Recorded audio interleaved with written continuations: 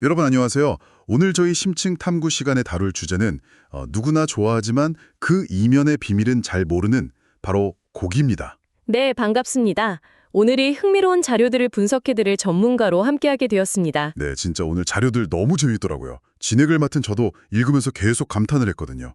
여러분 혹시 그 스테이크 하우스나 좀 비싼 고급 고깃집 가시면 어마어마하게 큰 뼈가 딱 붙어있는 토마호크 스테이크 같은 거 주문해 보신 적 있으시죠?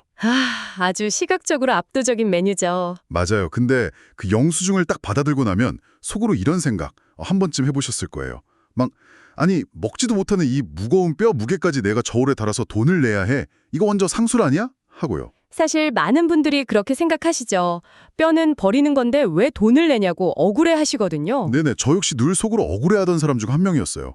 그런데 오늘 우리가 파헤쳐볼 이 자료들을 쭉 훑어보니까 그 뼈는 단순한 장식용도 아니면 막 무게를 부풀리려는 얄팍한 상술도 아니더라고요. 오히려 완벽한 맛을 통제하기 위한 아주 치밀한 요리 도구에 가깝다는 걸 알 수 있죠. 그렇죠. 그래서 오늘 우리의 미션은 불판 위 고기에 숨겨진 연력학, 그리고 소비자 심리학, 또 마지막으로 버려질 뻔한 그 자투리 고기가 식당 주인의 통장을 불려주는 황금으로 둔갑하는 비즈니스 전략까지 그 이면의 원리를 아주 탈탈 털어보는 겁니다. 자, 하나씩 파헤쳐볼까요? 좋습니다. 사실 오늘 다루는 자료들은 겉보기엔 그냥 요식업 종사자들을 위한 조리 매뉴얼이나 가이드북처럼 보일 수 있어요. 약간 레시피북 같은 느낌이 나죠? 처음에는요. 네. 하지만 한꺼풀만 딱 벗겨보면 철저하게 가게의 정체성을 어떻게 시각화하고 미각화할 것인가에 대한 아주 예리한 비즈니스 분석서에 가깝습니다. 가게의 정체성이요? 네. 고기를 몇 센티미터로 썰 것인지, 뼈를 남길 것인지, 잘라낼 것인지, 그리고 버려지는 부위를 어떻게 살려낼 것인지, 이 모든 선택이 결국 고객의 지갑을 열게 만드는 치밀한 기획이라는 점이 아주 흥미로운 포인트입니다. 진짜 듣기만 해도 벌써 막 기대가 되는데요.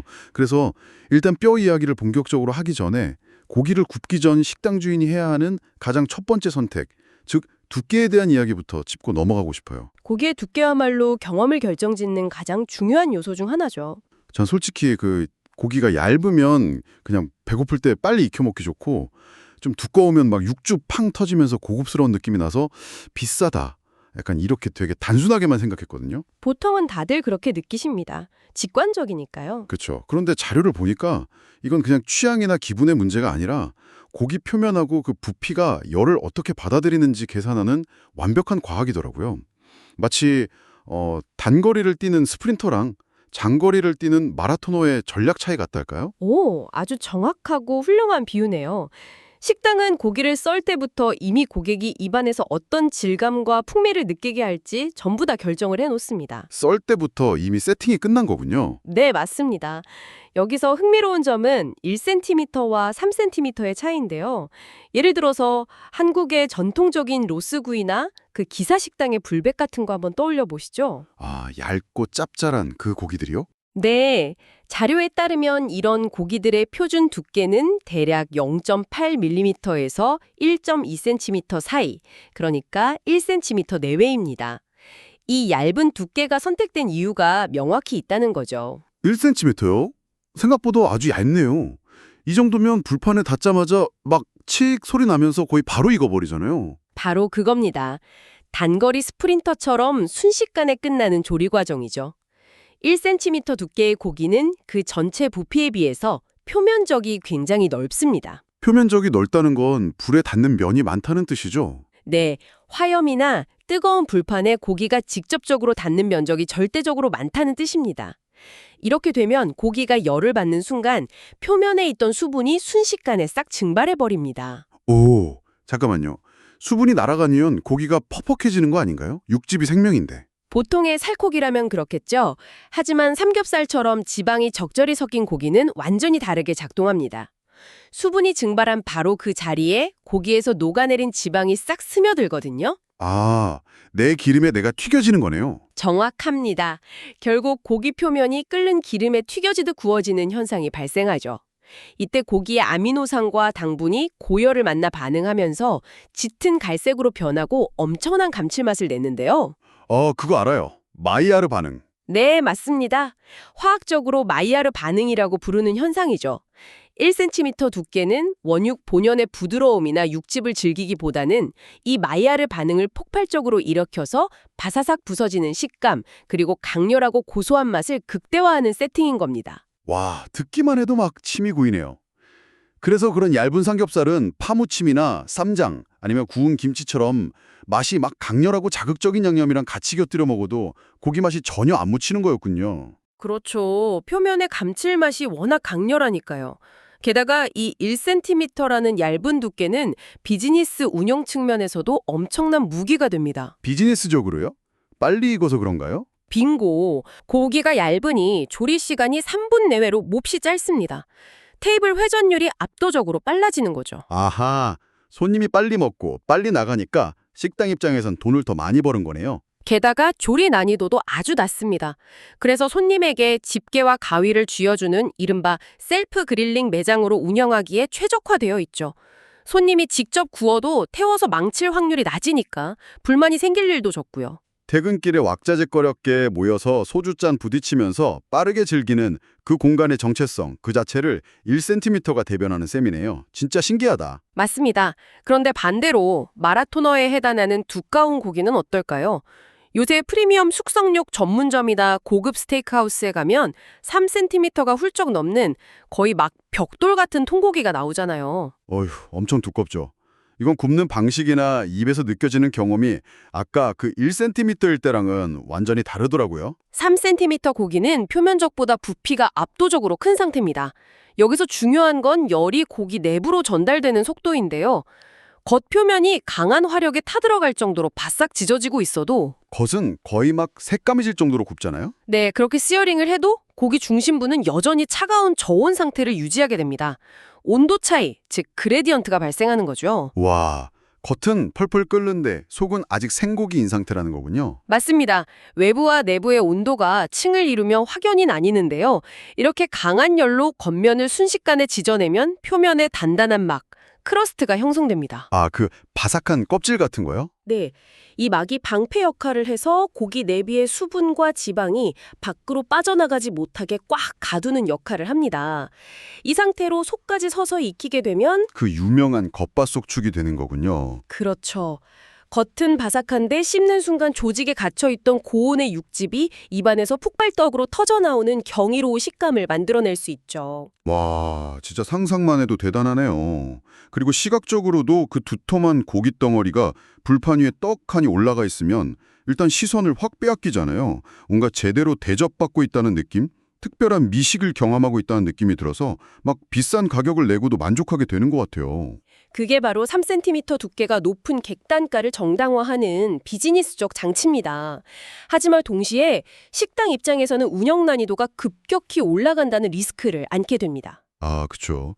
저같이 고기 못 굽는 사람이 그 두꺼운 걸 함부로 건드렸다간 겉은 새까맣게 숯덩이로 만들고 속은 핏물이 뚝뚝 떨어지는 아주 대참사가 벌어질 테니까요. 맞습니다. 그래서 이런 프리미엄 매장들은 필연적으로 직원이 직접 구워주는 그릴링 서비스를 도입하게 됩니다.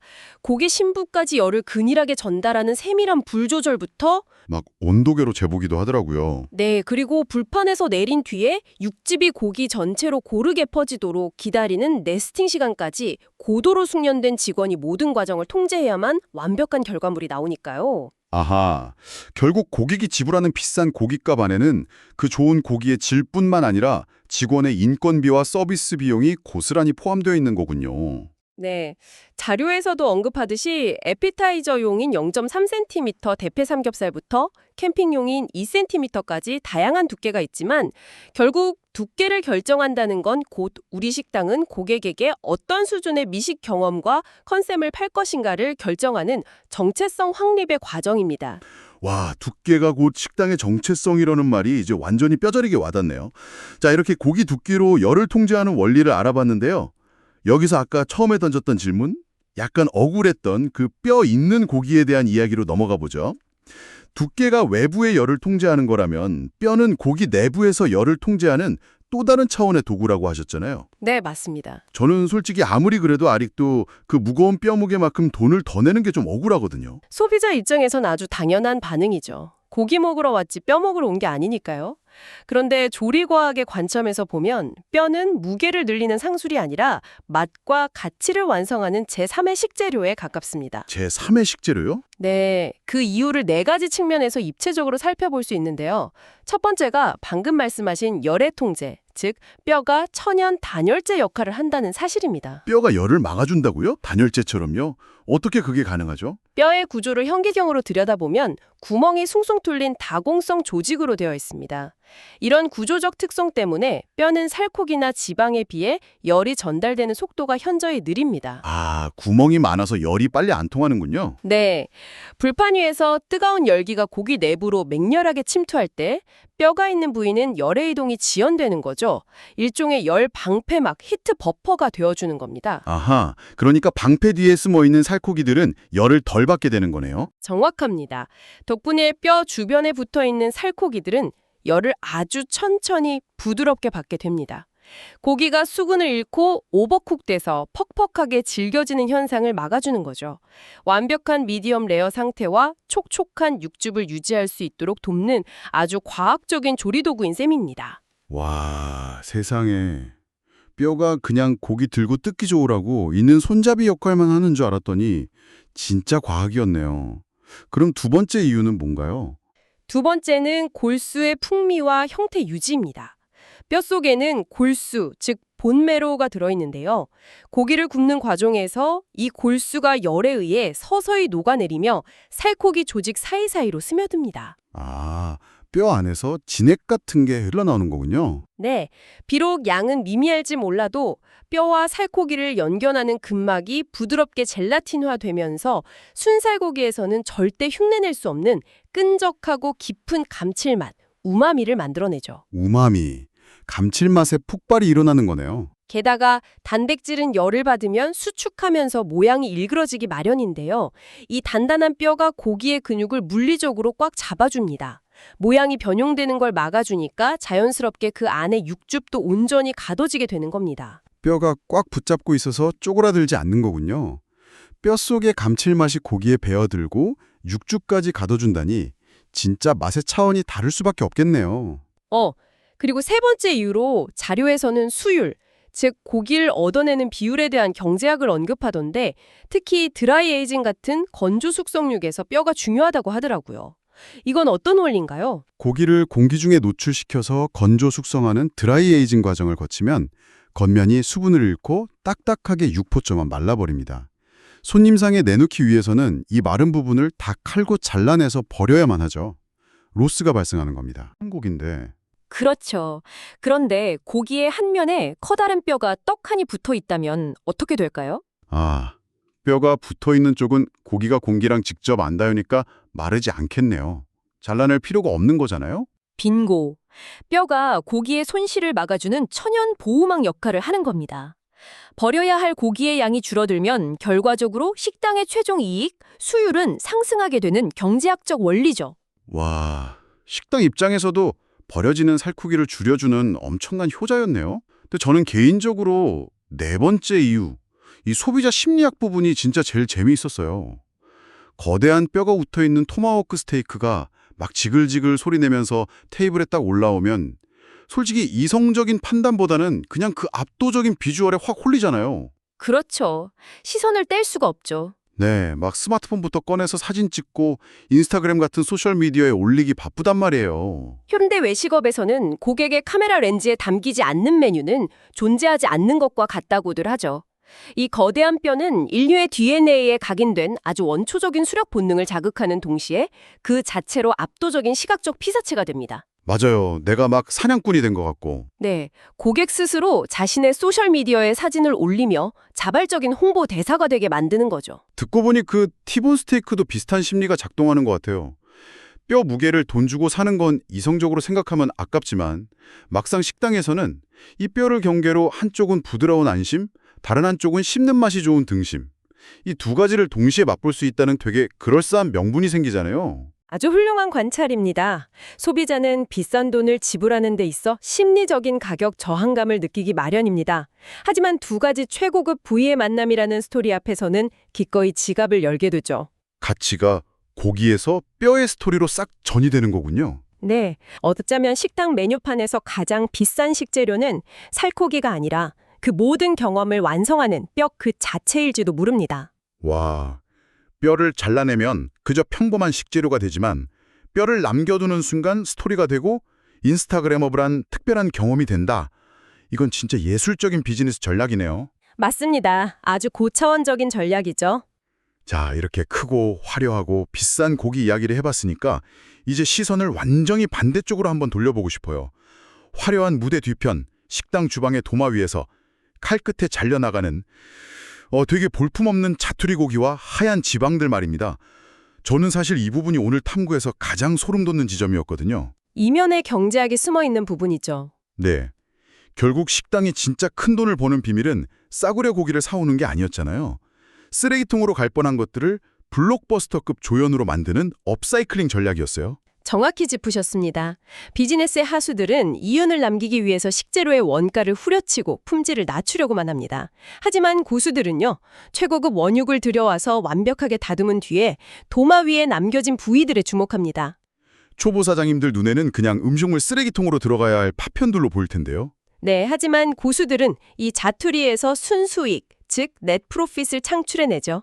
버려질 뻔한 것을 완전히 새로운 형태의 A급 상품으로 재탄생시키는 치밀한 가치 상향, 업사이클링 연금술입니다. 저도 집에서 삼겹살 구워 먹을 때 너무 두꺼운 하얀 비계 덩어리 있으면 가위로 막 잘라서 버리거든요. 식당에서는 이 버려지는 지방을 대체 어떻게 심폐소생술하는 건가요? 식당 주방에서 깨끗한 돼지 지방은 절대 하수구로 버려서는 안 되는 강력한 천연 조미료입니다. 화학 조미료보다 훨씬 뛰어나죠. 지방이 조미료가 된다고요? 네, 정제단 돼지 지방, 즉 라드를 활용하는 건데요. 볶음밥을 만들 때 일반 식용유 대신 이 라드를 사용해 보세요. 입안에 착 감기는 폭발적인 고소함이 생깁니다. 손님들은 이 집 볶음밥은 뭔가 다른데? 하면서 감탄하게 되는 거죠. 아, 그래서 고깃집 볶음밥이 유독 막 윤기가 자르르 흐르고 맛있는 거였군요. 자료를 보니까 찌개에도 이 지방을 갈아 넣는다는 내용이 있던데 그건 너무 기름지지 않나요? 느끼할 것 같은데요? 요령이 필요하죠. 찌개를 끓일 때 손질하고 남은 지방을 믹서에 잘게 갈아서 소량만 더해주는 겁니다. 그러면 기름지다는 느낌보다는 국물이 입안을 꽉 채우는 듯한 묵직함, 즉 바디감이 극대화됩니다. 아, 바디감을 주는 거군요. 또 하나 재미있는 게 손님들이 고기를 굽기 전에 불판 코팅하라고 작고 네모나게 썰어주는 하얀 지방 조각 있죠? 아, 그 깍두기 모양 비계 조각이요. 그거 항상 주잖아요. 네. 사실 식당 입장에서 그 조각의 원가는 제로에 가깝습니다. 하지만 고객 입장에서는 식당이 내 고기가 타지 않도록 세심하게 배려를 해준다고 느끼게 되죠. 브랜드에 대한 호감도가 쑥 상승하는 겁니다. 버려지는 지방 하나로 맛과 서비스를 동시에 잡는 완벽한 전략이죠. 와, 진짜 불판 닦는 비계 한 조각까지 철저한 계산이었다니 놀랍습니다. 그럼 모양이 막 삐뚤삐뚤해서 예쁘게 접시에 담아낼 수 없는 자투리 고기들은 어떻게 활용하나요? 사실 모양만 B급일 뿐이지 원래는 비싸고 질 좋은 등심이나 숙성육에서 떨어져 나온 A급 살코기들이잖아요. 이 자투리 고기, 즉 트림미트를 활용하는 가장 영리한 방법이 바로 미끼 상품, 로스리더 전략입니다. 미끼 상품이요? 네. 고급 등심이나 통삼겹살의 양끝 부분처럼 상품성이 떨어지는 고기들을 큼직큼직하게 썰어줍니다. 그리고 점심시간에 판매하는 김치찌개에 아낌없이 정말 듬뿍 넣는 겁니다. 잠깐만요. 어쨌든 원래 비싼 고기인데 그걸 점심찌개에 그렇게 막 퍼주면 오히려 손해 아닌가요? 단기적으로 보면 그렇게 보일 수 있죠. 하지만 어차피 원육을 손질하고 남은 부산물이잖아요. 식당 입장에서 이 고기의 원가는 사실상 영원에 수렴합니다. 아, 어차피 안 팔면 버릴 고기니까. 그렇죠. 이 고기가 가득 들어간 찌개를 점심에 10,000원 남짓한 가격에 맛본 고객은 엄청난 가성비에 엄청난 만족감을 느끼게 됩니다. 그리고 이 만족감은 야, 이 집 고기 진짜 좋네. 다음 팀에 지금 무조건 여기서 하자라는 기억으로 이뤄집니다. 와, 대박이네요. 점심시간에 원가 0원짜리 고기로 인심 팍팍 쓰고 그 손님들을 저녁 시간대에 고액 결제 손님으로 다시 싹 불러들이는 강력한 마케팅이 되는 거군요. 네, 가장 훌륭한 로스리더 전략이죠. 게다가 모양이 불규칙한 고기들을 아예 갈아서 다짐육으로 만들면 완전히 다른 효자 상품으로 변신합니다. 고기를 기계에 넣어 갈아버리는 순간 원래 모양이 얼마나 볼품없었는지는 아무 의미가 없어지니까요. 맞습니다. 갈아낸 자투리 고기에 갇힌 양념을 치고 뭉쳐서 떡갈비를 만들거나 바삭한 멘치카츠로 튀겨내면 훌륭한 사이드 메뉴가 탄생하죠. 특히 아이들을 동반한 가족 단위 손님들에게는 무조건 하나씩 팔리는 마진율 아주 높은 상품이 됩니다. 진짜 버릴 게 없네요. 여기서 끝이 아닙니다. 도저히 즐겨서 구워 먹을 수 없는 근막이나 껍데기 부위는 어떻게 할까요? 칼집을 촘촘히 내고 매콤한 양념에 버무려 야키니쿠 가게의 특수 부위로 변신시키거나 서비스 안주로 줘서 주류 매출을 유도합니다. 국물 베이스로 쓰이는 힘줄과 뼈도 빼놓을 수 없고요. 정말 고기 한 덩어리에서 단 1g도 버려지는 게 없네요. 완전 연금술 같아요. 그런데 전문가님, 저는 이 죽어가는 고기들의 새 생명을 불어넣는 과정에서 가장 활용점정이라고 느낀 게 하나 있어요. 바로 이름 붙이기, 네이밍이었어요. 아주 중요한 부분을 짚으셨네요. 아무리 맛있는 찌개라도 메뉴판에 정직하게 자투리고기 김치찌개 아니면 남은 고기 볶음밥 이렇게 적혀 있으면 왠지 남은 음식 재활용해서 먹는 기분이 들어서 시키기 꺼려질 것 같거든요. 구치점이 바로 비즈니스 심리학의 핵심입니다. 도마 위에서 일어난 연금술을 완성하는 마지막 마법의 주문이 바로 이 네이밍이죠. 고객은 자신이 식당에서 손질하고 남은 찌꺼기를 먹는다고 생각해서는 절대 안 됩니다. 그쵸, 기분 나쁘잖아요. 네, 철저하게 기획된 특색 있는 요리를 경험한다고 느끼게 만들어야 합니다. 아, 그래서 남은 고기 볶음밥이 아니라 한우 깍두기 철판볶음밥으로, 볼품없는 자투리찌개가 아니라 촌돼지 듬뿍 양푼 김치찌개로. 다짐 육고기가 아니라 장인의 수제 딱갈비로 명명하는 거군요. 네, 그렇게 이름을 멋지게 바꿔 부르는 순간 버려질 뻔한 고기 조각들의 가치는 완전히 재설정됩니다. 고기 정형의 완성은 단순히 예쁘고 반듯한 메인 고기를 접시에 담아내는 데서 끝나는 것이 아닙니다. 그럼요. 도마 위에 남은 핏물 밴 부스러기 하나까지 남김없이 가치를 부여해서 돈으로 바꿔내는 것, 즉 로스율 제로에 도전하는 것이 진짜 완성입니다. 주방의 쓰레기통이 가벼워질수록 사장님의 통장은 무거워지는 원리죠. 와, 오늘 탐구 진짜 시간 가는 줄 모르고 푹 빠져들었습니다. 우리가 평소에 무심코 들여다보던 그 식당의 메뉴판이 단순한 음식 목록이 아니었네요. 치밀하고 정교하게 설계된 비즈니스 심리학 서적이라는 걸 확실히 깨달았어요. 네, 1cm와 3cm 두께 속에 숨겨진 마이야르 반응과 온도층의 연력학부터 먹지도 못할 뼈무게에 기꺼이 돈을 지불하게 만드는 심리학과 수율의 경제학, 그리고 하수구로 버려질 뻔한 지방과 자투리 고기를 장인의 수제 떡갈비로 탈바꿈시켜서 순수익으로 만들어버리는 네이밍과 업사이클링의 마법까지. 우리가 일상적으로 즐기는 식사 한 끼에도 이렇게 깊은 과학적 원리와 치밀한 비즈니스 모델이 얽혀 있습니다. 이런 이면의 원리를 이해하고 나면 세상을 바라보는 해상도가 한층 더 뚜렷해지실 겁니다. 당장 저부터도 다음번에 삼겹살집이나 스테이크하우스에 가면 막 불판 위를 뚫어져라 쳐다볼 것 같아요. 아, 저 3cm 두께는 내부에 육즙을 가두려는 사장님의 고도의 전략이군. 저 찌개의 깊은 맛은 자투리 지방을 활용한 연금술이구나 하면서 막 일행들한테 아는 척도 좀 해볼 수 있겠는데요. 식당 가는 길이 한결 더 즐거워질 것 같습니다. 새로운 미식의 즐거움을 찾으셨다니 다행이네요. 그런데 오늘 우리가 이야기한 이 자투리 고기의 연금술을 단순히 식당 주방의 이야기로만 남겨두지 않고 우리 청취자 여러분의 일상이나 커리어에 한번 적용해보면 어떨까요? 오, 우리 삶의 영역으로 가져와 본다고요? 어떤 의미인지 조금 더 설명해 주시겠어요? 식당 주인이 상품성이 떨어져 보이는 그 삐뚤빼뚤한 고기 조각에 장인의 수제 떡갈비라는 근사한 이름을 붙여서 가게에서 가장 이윤을 많이 남기는 효자 상품으로 탈바꿈시켰잖아요. 네, 그랬죠? 이처럼 우리 커리어나 삶의 과정에서도 당시에는 뭔가 쓸모없다고 생각해서 마음속 도마 한 구석으로 쓱 밀어버린 자투리 경험들이 분명히 존재할 겁니다. 아, 듣고 보니 그렇네요. 막 밤새워 열심히 준비했는데 결국 엎어졌던 기회가 아니라던가 아니면 이력서에 한 줄 쓰기에는 왠지 좀 볼품없어 보여서 쏙 감춰두었던 자잘한 실패 경험이나 시간들 말이죠. 바로 그겁니다. 당장 그럴싸한 메인 요리가 되지 못했다고 해서 스스로 가치가 없다고 단정지어버린 그 시간들.